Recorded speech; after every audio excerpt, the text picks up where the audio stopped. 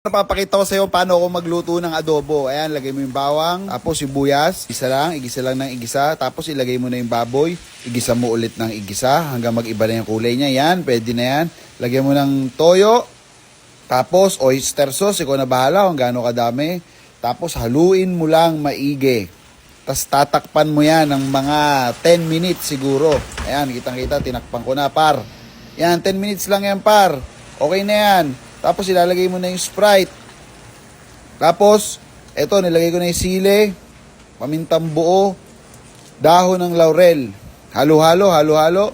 20 minutes para lumambot yung baboy natin, par. Okay na, par. Kalamansi. Para adobong-adobo talaga siya. Ayan na, takpan, par.